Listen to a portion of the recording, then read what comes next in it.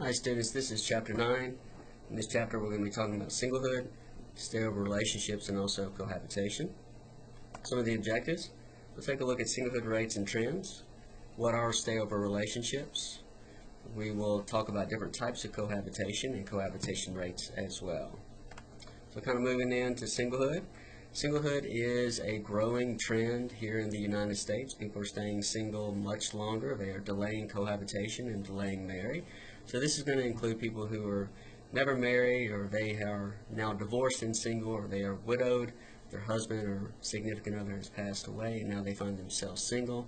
Back in 1970, he had about 37.5 million Americans that were single. Today it's jumped up to 130 million, so it's a huge, significant type of jump. We're going to be talking a little bit later on about why that's actually happening. So around 46, almost 50% of U.S. residents 18 or older are actually single today.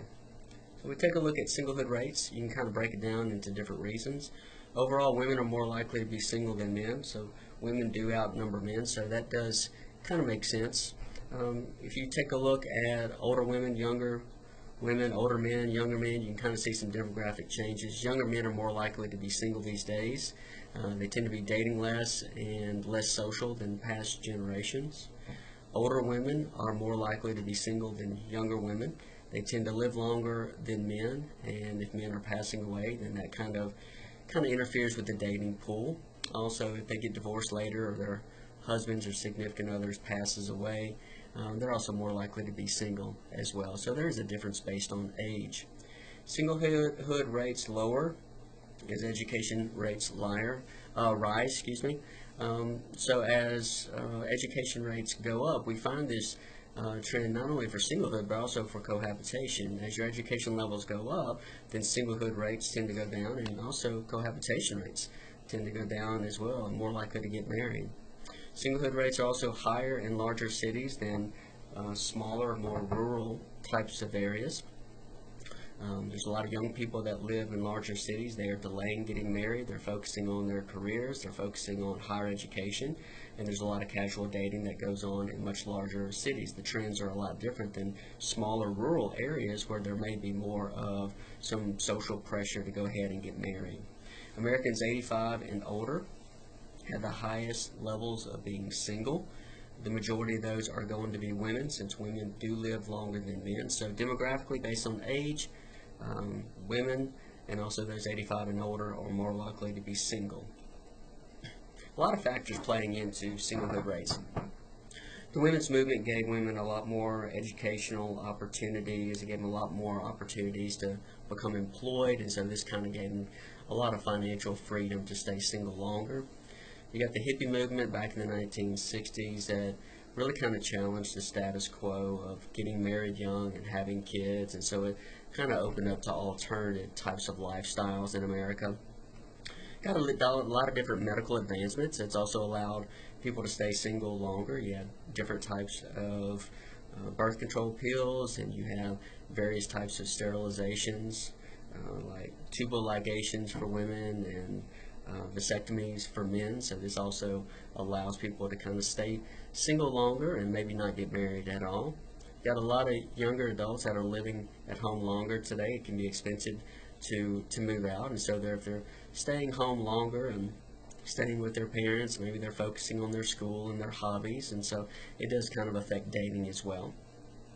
For some young people, dating is just not a priority. College can be a priority, or their careers may be more of a priority.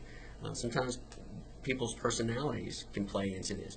Some people are very independent, and they may not feel really compelled to be in a relationship, or they may not want to get married at all.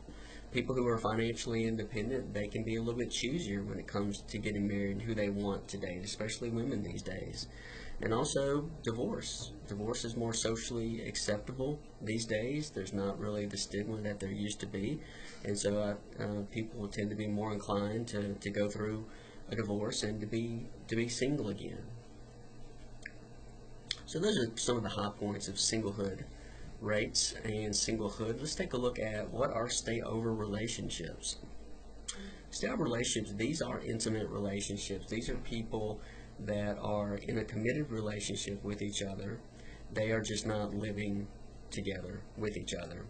There could be different reasons for this. In the beginning, before people move in together and they cohabitate, they may have this type of stay-over relationship where they just kind of stay over a couple of days and just kind of see how things are going before they actually kind of move in. There are some people that have gone through a divorce, they're still raising small children, and they're deciding that they don't want to get married, they don't want to cohabitate, they want to kind of keep their home and take care of their small children, and then when they don't have their children, maybe go visit their significant other at their house maybe a few days a week, or possibly on the weekend. And some people are deciding to have a stable relationship and just keep it that way. They have no inclination to cohabitate, to live together, or to get married at all. So people do this for a lot of different types of reasons, but this trend is on the rise. So this allows both monogamy, so being intimate with just one person, also autonomy, which kind of gives you some independence as well. So a lot of times this is going to be mostly younger adults, some divorcees, like I said, while raising children. Infidelity or cheating can be an issue in this situation. Since you're not living together, there is less accountability. But we are starting to see that this trend is on the rise, not only in Europe, but also in the United States as well. These relationships do tend to be more fragile. They do tend to be less committed, and there's just not as much accountability. But a lot of these stable relationships will turn into cohabitation. Cohabitation is, these are going to be people that are in an intimate relationship and they are living together, but they're not married. This trend is also significantly on the rise as well. You take a look at 1970, you got about 500,000 couples that were cohabitating, living together, not being married. Today, it's risen to well over 8 million. Big jump. These are going to be mostly young couples that are deciding to live together before they get married. So the vast majority of those who are cohabitating, they do have the desire to go ahead and get married. But you also have some people that are divorcees. They've gone through a divorce, or they are senior citizens and they decide that they don't want to get married again, and they just are happy cohabitating and sharing expenses together. Across ethnic groups, cohabitation rates do tend to be, they're all on the rise pretty much across the board. But if you take a look at Asian Americans, they have some of the lowest cohabitation rates. Asian Americans, they have some of the higher marriage rates than other ethnic groups. So it would make sense that their cohabitation rates would be lower. Like singlehood rates, cohabitation rates also tend to be lower as education rates rise. As your education goes up, there's more of a tendency to go ahead and get married and kind of start a family. Cohabitation rates, cohabitation itself can be a little bit taboo or considered inappropriate among certain families, especially if it's a very religious, conservative family down in the South. They may view cohabitation in more of a negative light. Sometimes they may refer to it as living in sin or shacking up. But even down here in the Bible Belt, cohabitation is becoming more socially acceptable. It's just among the very conservative that it's really not considered appropriate or socially appropriate for them specifically, and that's fine. That's fine. Everybody's different. So if you take a look at this trend here, kind of going back to the early 2000s, you can kind of see that cohabitation rates, or the number and the percentages of people that are cohabitating, living together, and not married, have been pretty much steadily rising.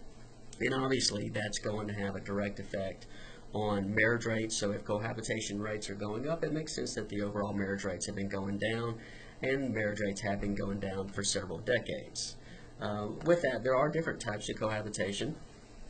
The first one is called dating cohabitation. This is really more for convenience. These are more less committed type of relationships. Only about 30% of these kind of lead to marriage. They're really just trying to see what it's like to live with somebody, have an intimate relationship, maybe share some financial expenses. But if it ends up breaking up and then moving out, this is really kind of considered more of the dating cohabitation. Now, dating cohabitation, for some of them, about 30% lead to marriage, and it usually evolves into what's called premarital cohabitation. So you first start off kind of dating, and then it'll later on move into premarital cohabitation. So these are going to be couples that are living together, they're more serious, they probably are talking about getting married, they may go ahead and get engaged, and they're deciding that they want to live together before they get married, or they may be kind of finishing college and they're having a long relationship or a long engagement before they get married. So about half of premarital cohabitation will actually lead to marriage. So this is actually the most common type of cohabitation. Like I said earlier, cohabitation, people who cohabitate, most of them do have the goal eventually of getting married.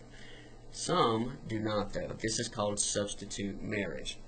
This is a type of cohabitation where people are obviously living together, they're not married, and they have no desire to ever get married at all. They are completely happy sharing financial expenses, they're happy living together, they may even be raising children, they may have never been married before to anybody, or they may have gone through a divorce and decided they don't want to go through that again.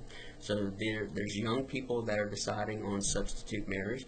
There's also some elderly people that are deciding to not get remarried again, because if they do get remarried, that could actually affect their Social Security death benefits if their wife or husband has passed away. If they get remarried, it can kind of cut in to some of those financial benefits. So people decide on different types of cohabitations for a lot of different reasons.